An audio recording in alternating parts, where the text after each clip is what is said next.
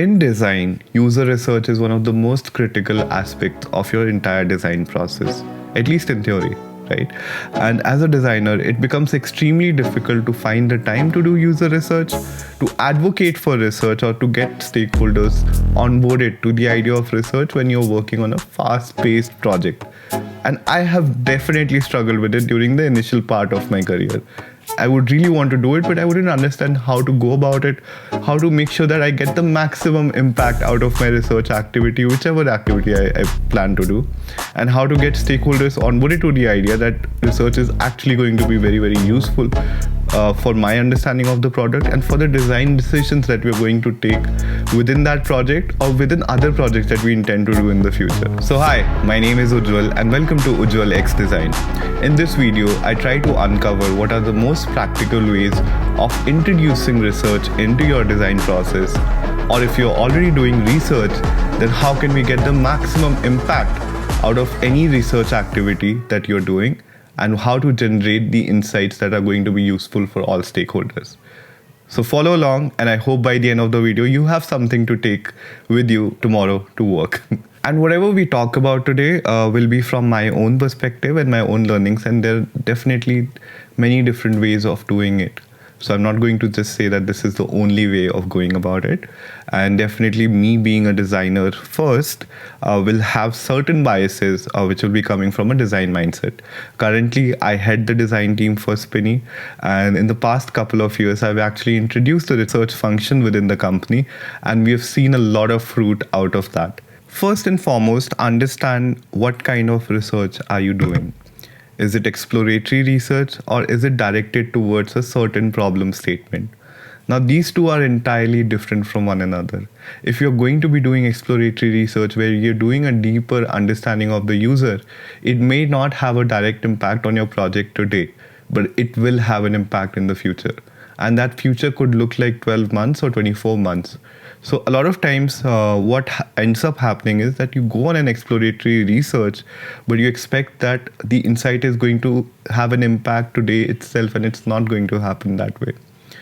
But let's say you're going for a very directed research where you've already created a solution, or you're trying to find a very specific problem statement. There you can expect to have that impact early on if you are working on the solution immediately. So both as a researcher and as a designer, if you're going for a very directional kind of research, just make sure that whatever insights that you're getting are actually whatever you come back with is actually going to be a very useful information for all the stakeholders involved. Now, when I say that, that information is going to be useful, you need to first understand the room. You need to understand what is the current understanding of the user of all stakeholders. You as a designer, the PM, the business.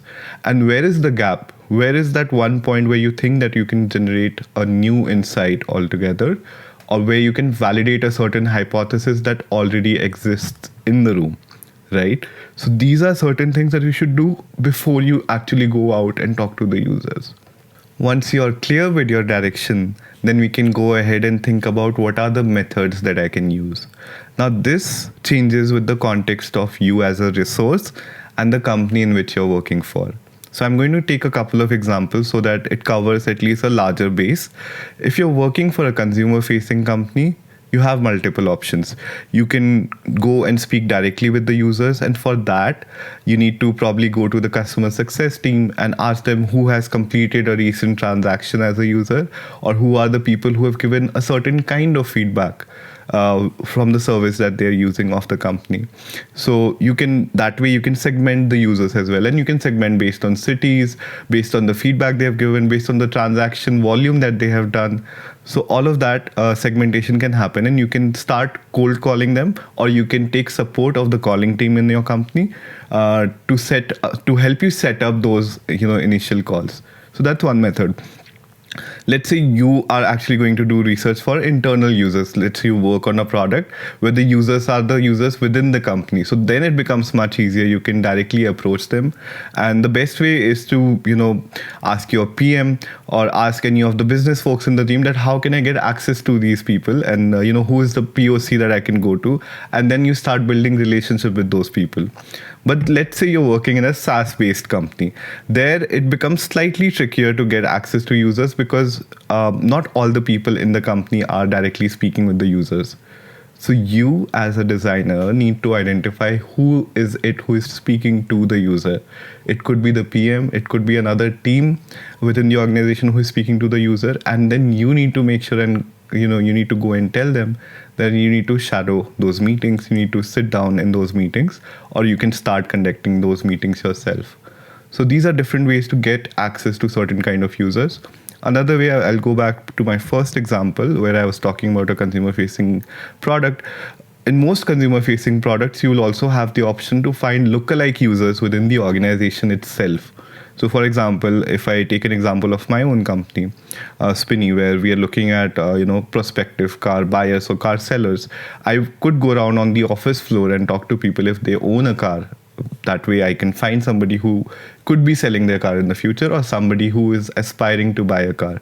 So these lookalike users for a consumer facing products are actually very, very useful because you get access to them immediately.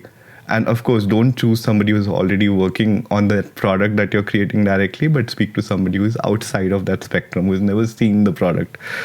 So these are certain ways to find people to test or have conversations with. Let's say in another scenario that you actually don't get access to any kind of users, or you don't have the time to go and speak with users directly. Then what can you do in that case? There will definitely be certain conversations happening with the users that some other team might be doing, and there must be a call recording of that. So within Spinny, we started doing this exercise very, very initially when I was just setting up the research vertical, that all designers, 10 of us would sit and listen to customer calls.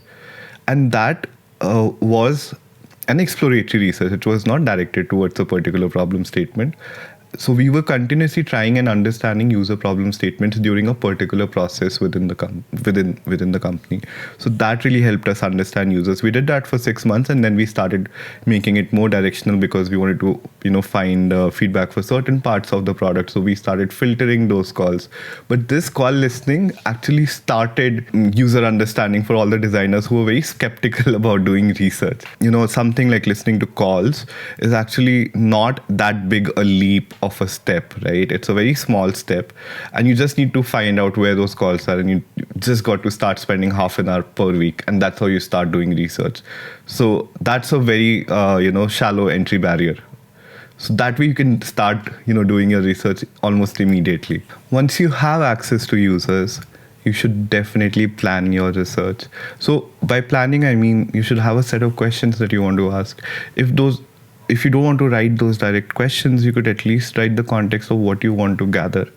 And if it's exploratory research, it could just be natural observations, and you can make these questions as you speak to more and more and more users. So we've done both of those kinds of research.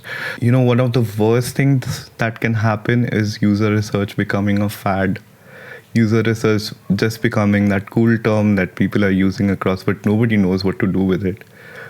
And why in most cases it fails is because the insights that are generated are not deep enough, are not useful enough for all stakeholders. So remember how I mentioned that you first understand the room, understand the stakeholders' understanding, and then you go and do your study. So when you come back, you're coming back with something meaningful. So the way to do that is, once you have spoken to multiple users, you start, concluding your insights. You start writing pointers that these are the top 5 things that I want to talk about. And if you're a researcher, you would probably just be limited to the problem, and you could obviously explore a solution, but as a designer, you would probably even start thinking about the solution. And I would say that in the first conversation, don't think about the solution. You can focus deeper on the problem statement itself. What are the problem statements that you've identified, and make sure that your conclusion of the insights are crisp, and it's catering to the stakeholder that you're going to speak with. So let's say you're speaking to the PM, and that's probably a mid-level stakeholder.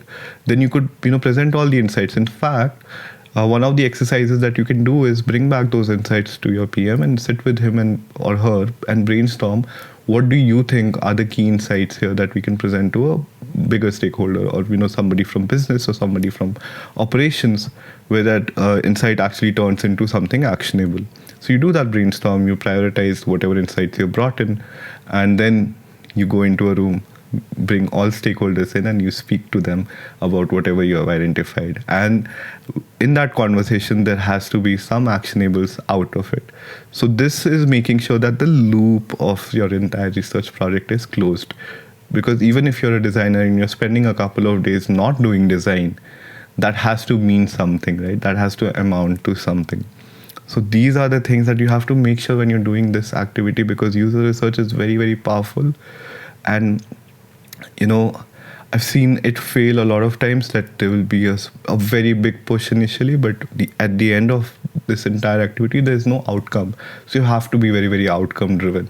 You have to make sure that, okay, if it does not happen in your first project, make sure you have learned something and you do it in your next project. And the other part that I want to talk to you about is research is not just a responsibility of a researcher, it is a responsibility of a product designer. And if you have a researcher in your team, then that researcher basically extends your intent of doing research and becomes another very, very powerful resource for you to utilize and make sure that your entire product design journey is complete. But as a core responsibility, it still falls within the realm of the designer itself. So that's something that you should keep thinking about. The last thing I would talk to you about is, if you want to introduce research within your company, if it's not yet happening, it's not going to be the PM or somebody else coming and telling you that let's do research and let's identify pain points. You have to be that advocate, and you have to initiate it also, and you have to make sure that it's impactful as well. If you don't do it, nobody else is going to do it. I've met a lot of people in a lot of organizations where they don't have an idea of how to actually do it. There would be an understanding of user research as a principle, but nobody has had experience of doing it and actually creating impact out of it. So you as a designer are responsible to make sure that you create a user-first culture within the organization that you're working for. So that's it for this video, guys, and I hope you found something useful. If you have other thoughts around it, please drop your comment and let me know how can we make research better as a function in the entire design ecosystem. Thank you and have a great day.